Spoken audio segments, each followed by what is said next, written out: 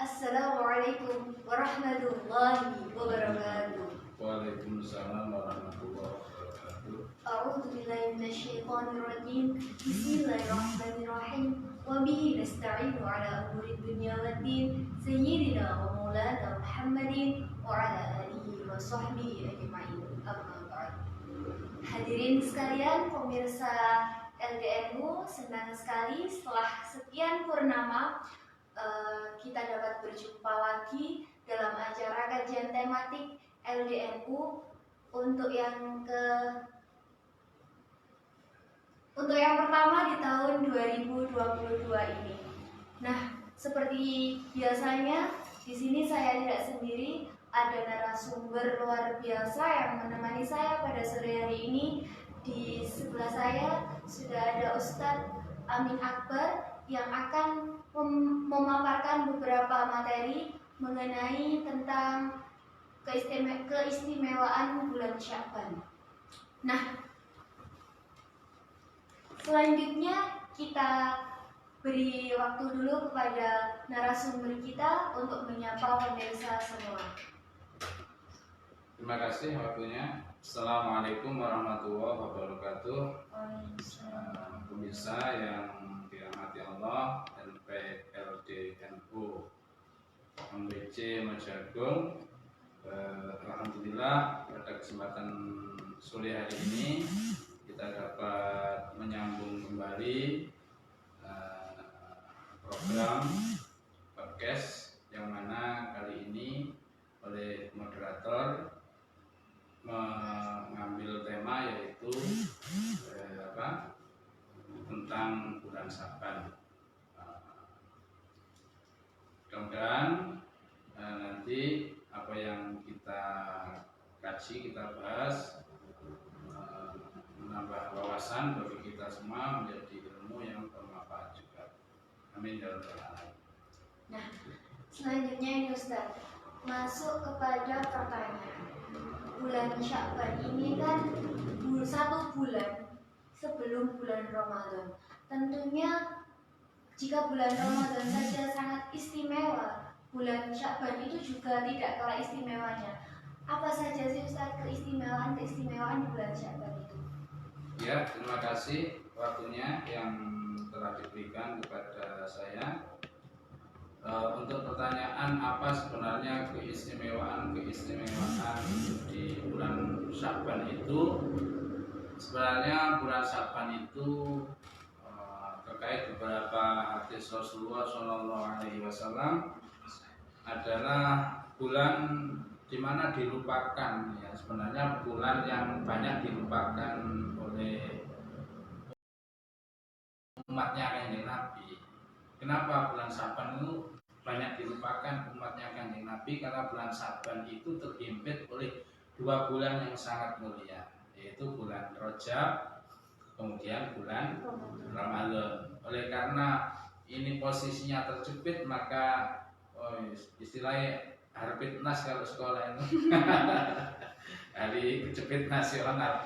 Maka dari itu banyak dilupakan oleh umatnya Kanjeng Nabi. Tapi sebenarnya bulan Sya'ban itu adalah bulan yang sebenarnya kita itu dikasih kesempatan untuk satu bersiap-siap apa menghadapi bulan suci Ramadan. Juga bulan dimana kita harus menyirami amal baik kita. Ibarat kalau bulan Rajab yaitu bulannya menanam, maka bulan Sya'ban itu adalah bulan menyiram daripada apa yang telah kita tanam. Kemudian bulan Ramadan adalah bulan menuai atau bulan panen. Ya, bulan panen.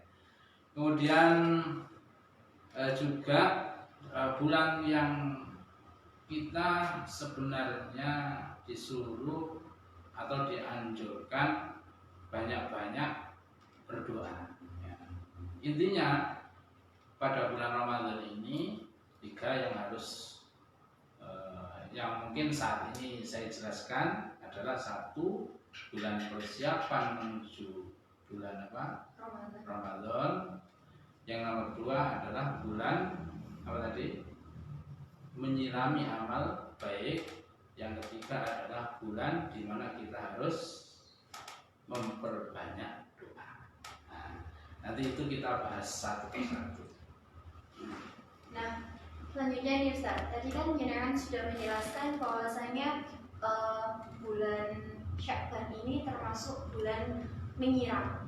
Sebelumnya ada bulan Rajab di mana kita menanam, dan sekarang kita berada di bulan Sya'ban di mana misalkan sebuah tanaman itu bukan hanya butuh siraman, melainkan juga butuh perawatan, butuh pupuk, butuh banyak sekali. Kalau di dunia pertanian saya juga tidak paham.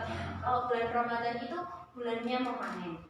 Nah, pupuknya kita atau siraman kita tentunya ada beberapa amalan khusus mungkin, atau amalan apa yang bisa kita lakukan pada bulan yang mulia ini. Ya, nanti kita jelaskan saja 3 poin tadi ya secara berurutan. Jadi bulan Ramadan, bulan apa tadi? Bulan Sya'ban.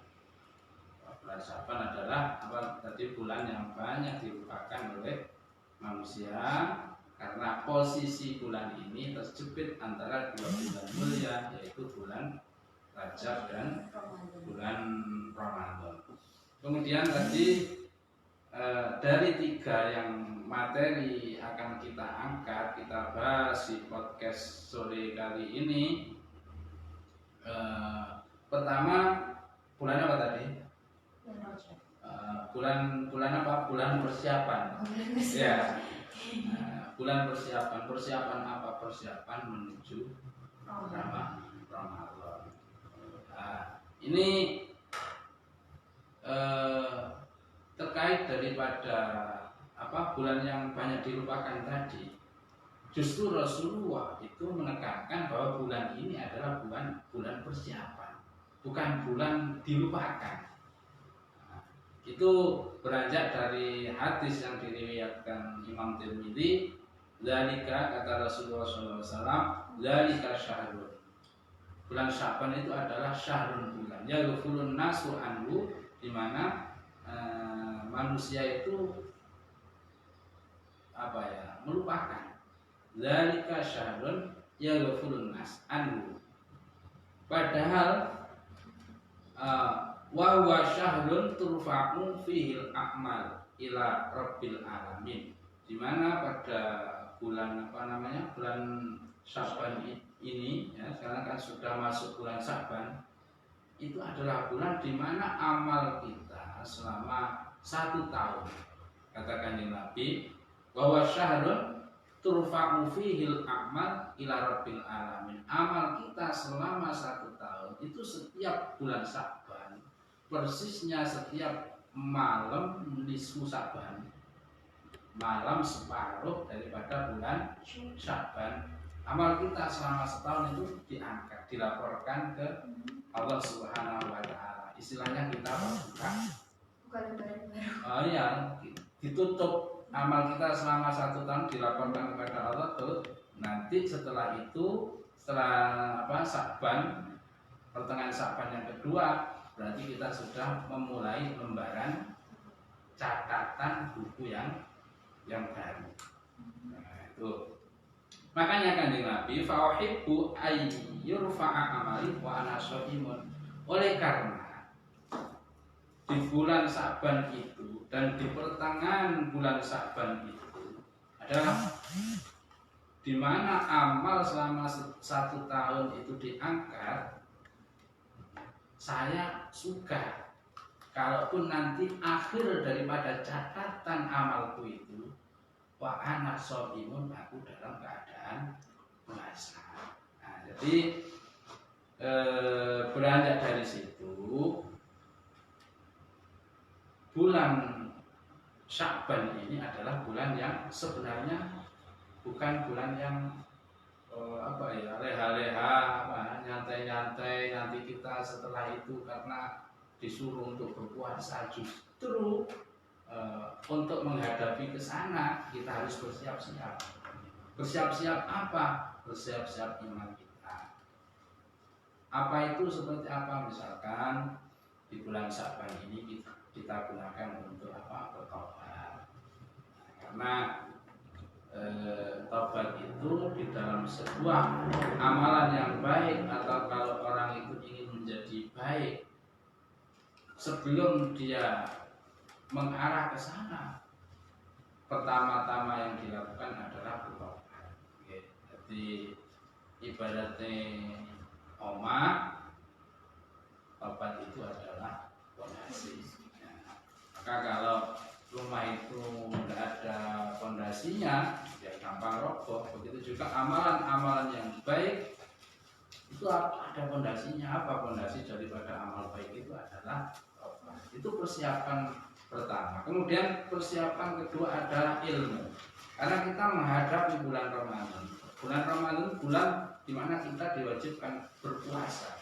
Maka berpuasa itu ada ilmunya.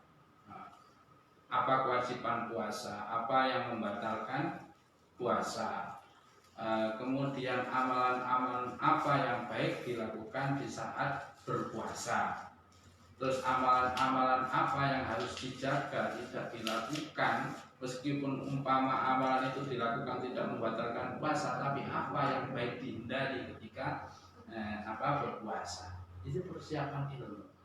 Kemudian kita mempersiapkan mental juga, karena puasa itu bukan urusan kekuatan, tapi urusan niat.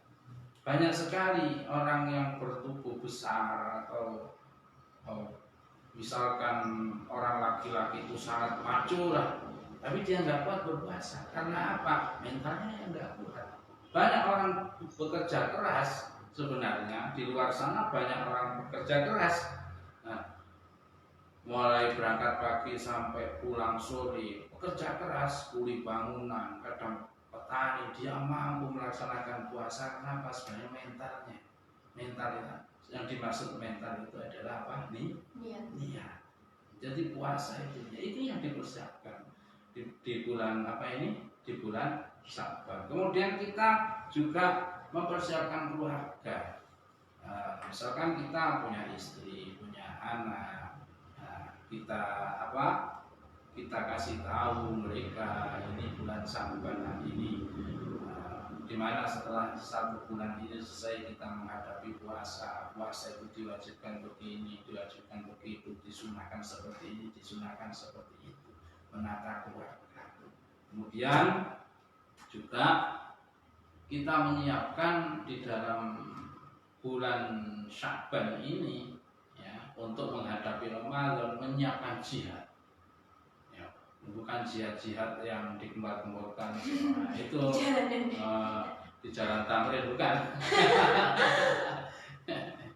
Ini jihad apa? Jihadun nafsi, memerangi keinginan-keinginan nafsu. Karena nafsu itu cenderung keinginannya itu pada kemaksiatan, cenderung keinginannya itu pada hal yang enak-enak. Maka mulai dari sekarang ini itu dipersiapkan.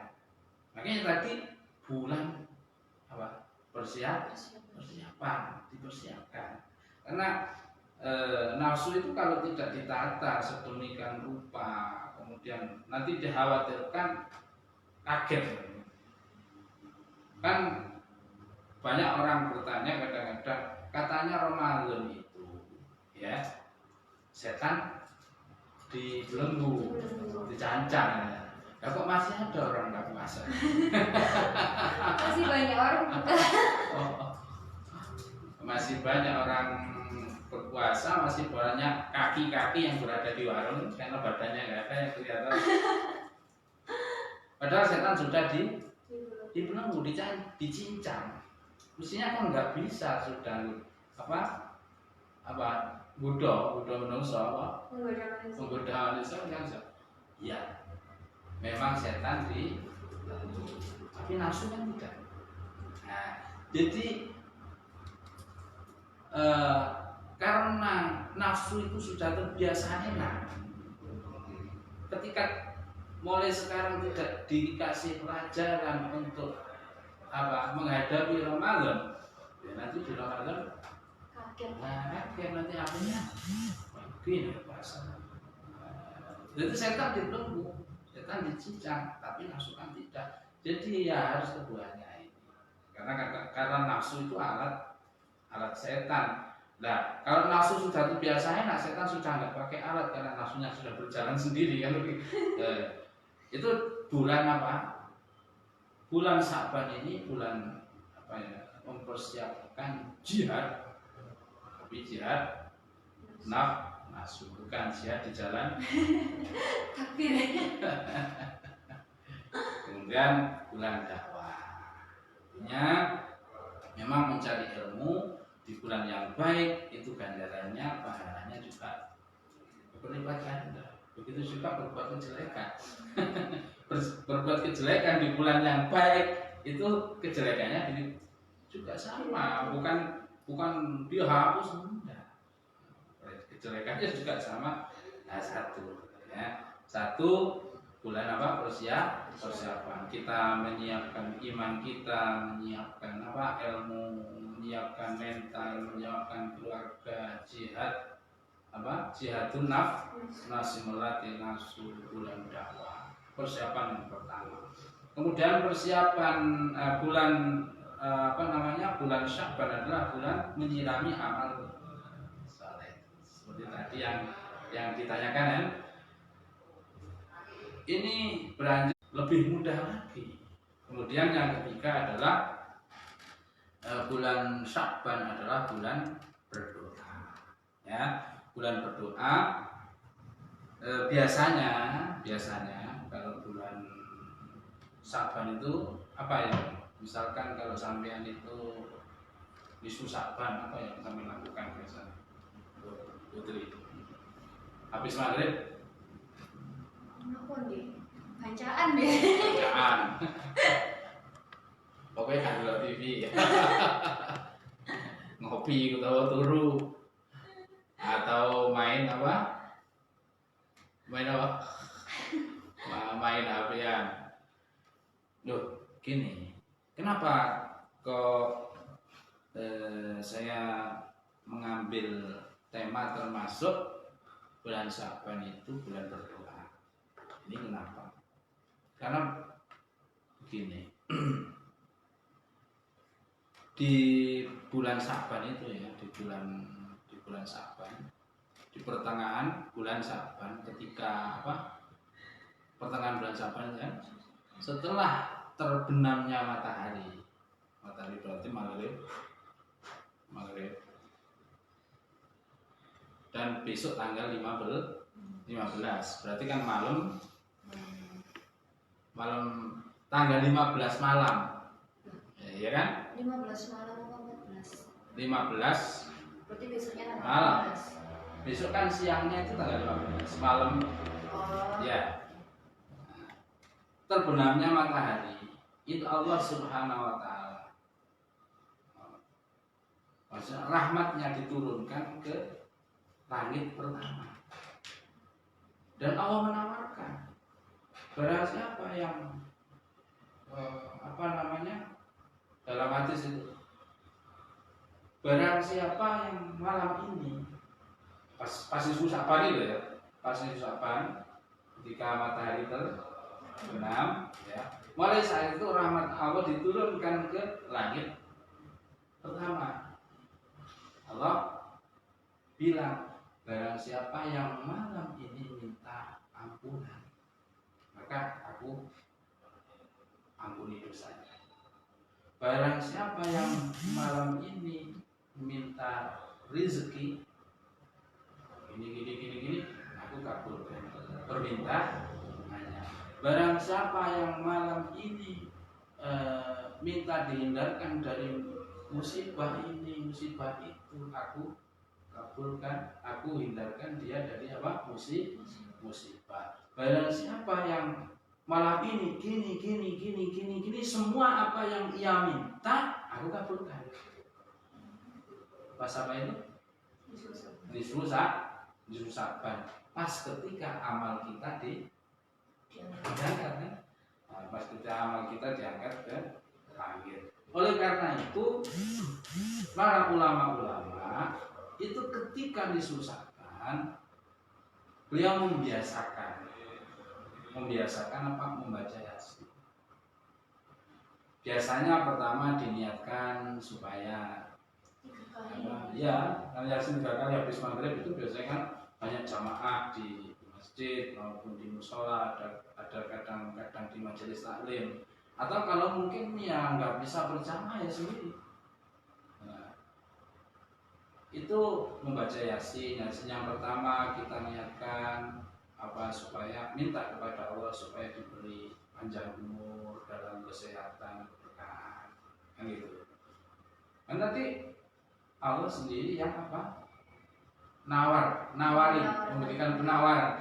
Barang siapa yang malam ini kan gitu, minta ini, aku kasih semuanya.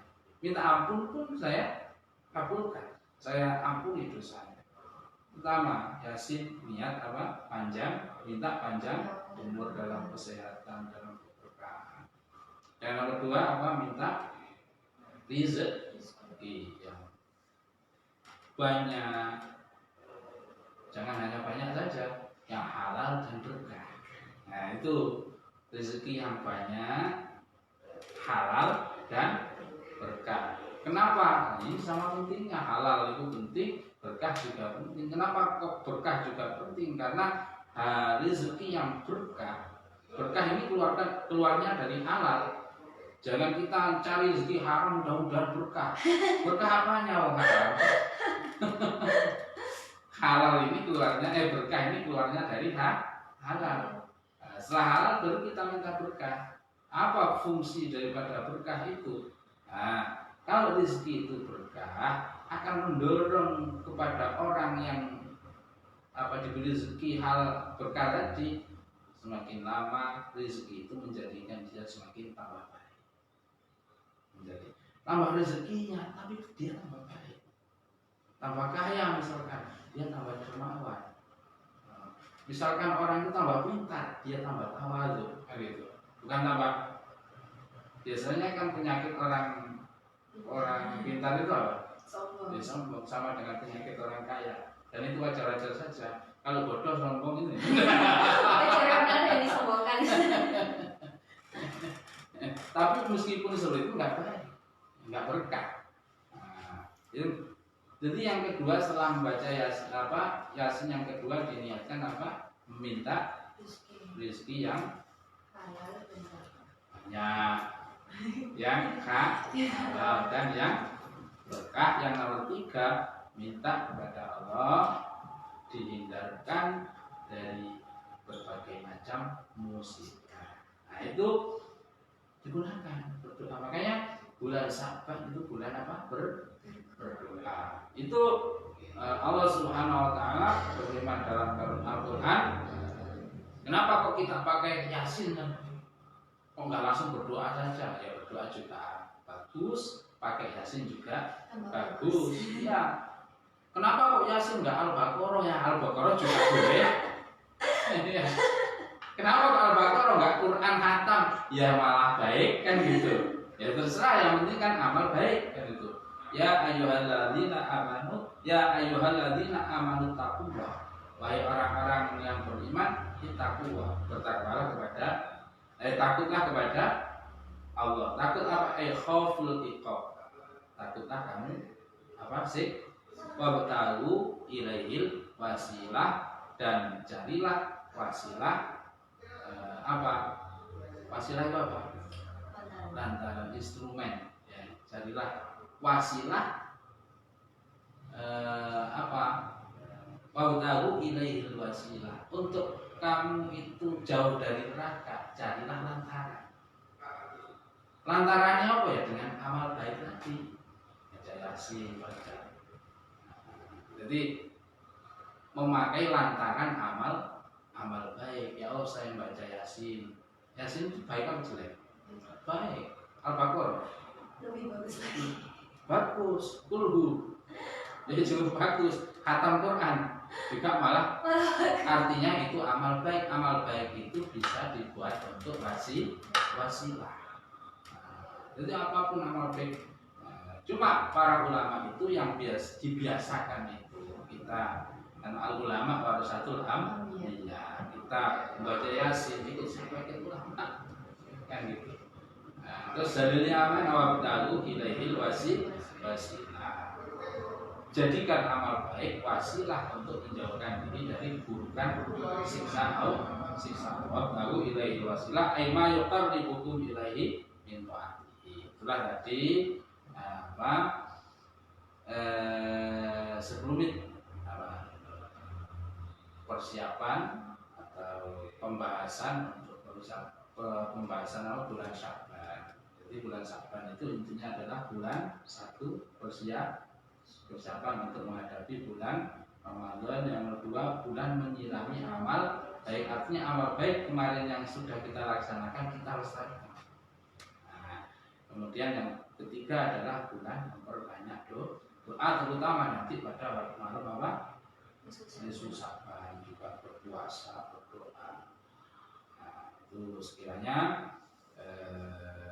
yang tema yang bisa ekspresikan tentang bulan Sya'ban pada sore hari ini. Ya itu. Mungkin ada pertanyaan? Sudah nih kalau pertanyaan Ustaz. Di sini saya ingin mengambil kesimpulannya. Jadi sebenarnya bulan Sya'ban itu bulan yang amat dahsyat sekali. Karena ya gimana ya, amal kita 1 tahun kemarin itu sudah ditutup dan akan diangkat oleh Allah Subhanahu wa taala, dibuka amal yang lembaran baru lagi, lembaran catatan amal yang baru lagi. Kemudian pada malamnya itu Allah Subhanahu wa taala menawarkan, barang siapa yang bertaubat maka akan aku ampuni, barang siapa yang meminta rizki maka akan aku beri, dan kedahsyatan lainnya.